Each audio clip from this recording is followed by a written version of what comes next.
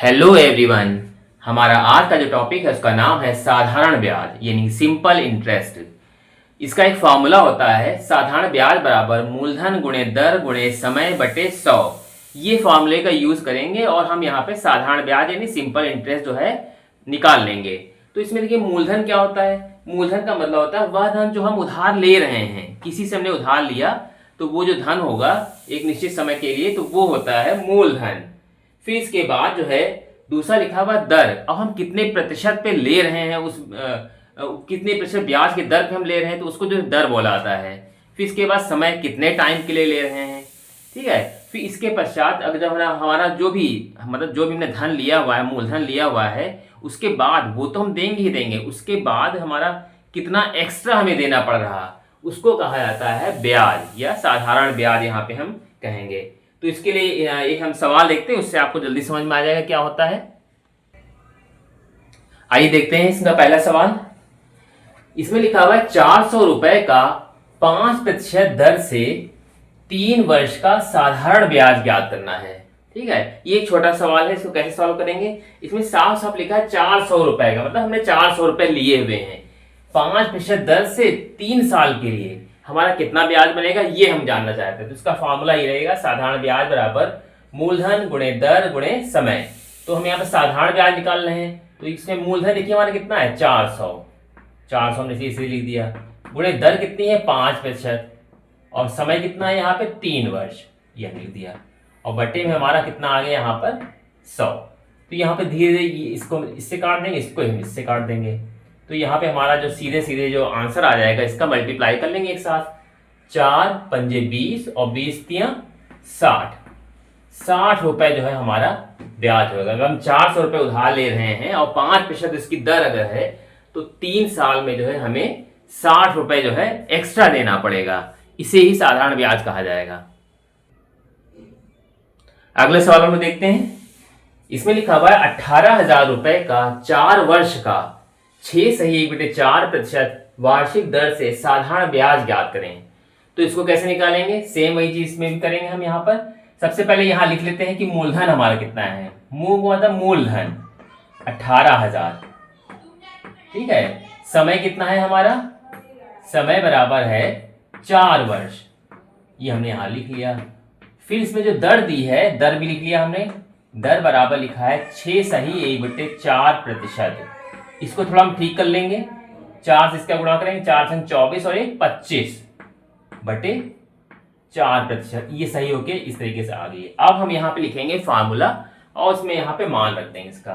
तो साधारण ब्याज बराबर होता है साधारण ब्याज बराबर मूलधन गुणे दर गुणे समय बटे 100, ये होता है। ये मूल का मतलब मूलधन, यहां पे हम इसका जो है मान रख देंगे। हमारा मान कितना हो जाएगा 18,000 ये हो गया, गुणे दर कितनी है 25/4 और गुणे समय कितना है हमारा, समय है 4 वर्ष, ठीक है। और बटे में कितना है यहाँ पर, अब एक ध्यान से देखेंगे तो ये 25/4 करके लिखा है दर, तो ये 4 हमारा नीचे ही माना जाएगा सीधे सीधे। तो हम सीधे सीधे इसको ऐसे कर लेते हैं इस तरीके से, 25/4 नीचे आ गया तो गुणे 100 पहले से ही है, ठीक है। तो ये गुणे में हो जाएगा। तो अब अगर हम देखें तो जो दर हमारी 25/4 थी इसका 4 नीचे आ चुका है, ये 4 यहीं कट जाएगा सीधे सीधे, 2 0 2 0 ये कट जाएंगे सीधे सीधे। तो 25 से इसका हम गुणा कर लेंगे सीधे सीधे, 180 का 25 से जब गुणा करेंगे तो कितना आएगा, यहाँ पे हम करके देखेंगे अभी इसको।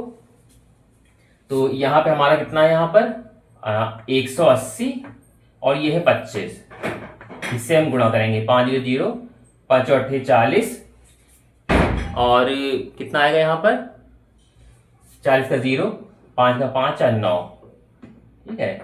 फिर इसके बाद 2 0 0 2 8 16 2 1 2 1 3, तो ये हो जाएगा 0 0 9 6 15 और ये हो जाएंगे 4, मतलब हमारा जो आ गया यहाँ पर 4500 रुपए आ जाएगा। यहाँ पे 4500 रुपए जो है हमारा साधारण ब्याज हो जाएगा सीधे।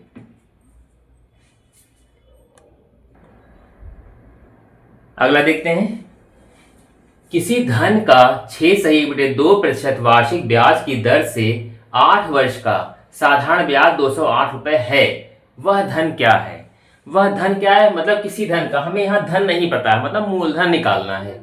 इस बार दर दे दी है 6.2%। दर कितनी है लिख देंगे 6.2%, यानी कि इसको सही करेंगे 2 × 12 और 13/2%। और समय कितना है 8 वर्ष, समय 8 वर्ष। अब साधारण ब्याज भी दे दिया है तो हम धन निकालेंगे। तो साधारण ब्याज का सूत्र लगाएंगे सीधे सीधे, साधारण ब्याज बराबर मूलधन गुणे दर गुणे समय और बट्टे में हमारा 100 आएगा। ठीक है, तो इसको जो हम कैलकुलेट करेंगे यहाँ पे वैल्यू रख के, तो यहाँ पे साधारण ब्याज ही दे दिया इस बार 208, यहाँ आप लिखेंगे 208 बराबर मूलधन कितना है हमारा ये हमें पता नहीं है, मूलधन निकालना है, गुणे दर कितना है, दर 13/2% है, तो इसको ऐसे करते हैं 13/2 नीचे ही कर लेते हैं और गुणे में 100 पहले से ही है। ठीक है, इंटू समय कितना है हमारा, समय हमें पता है यहाँ पे 8 वर्ष, 8 में आप लिख दे। अब यहाँ देखते हैं क्योंकि ये मूलधन ये है तो ये सब एक साथ आएगा और ये इसके साथ गुणे में इधर जाएगा। तो हम यहाँ अगर कट रहा तो काट देते हैं, अभी थोड़ा इजी हो जाएगा। 2 से हम इसको काट दें, 2 चौके 8। ठीक है, तो 13 चौके 52 मूलधन, मतलब यहाँ पे लिखेंगे हम 52 गुणे मूलधन बराबर इसका इसके साथ मल्टीप्लाई हो जाएगा। इसके नीचे अगर 1 लिख लें और क्रॉस मल्टीप्लाई यहाँ कर लें तो सीधे सीधे ये इसके साथ जो है सब मल्टीप्लाई होकर इधर लिख दिया हमने, इसका इसके साथ मल्टीप्लाई कर देंगे। तो मल्टीप्लाई करें चाहे तो हम इसको गुणे में 100 ऐसे करके लिख दें, सीधे सीधे बात वही है।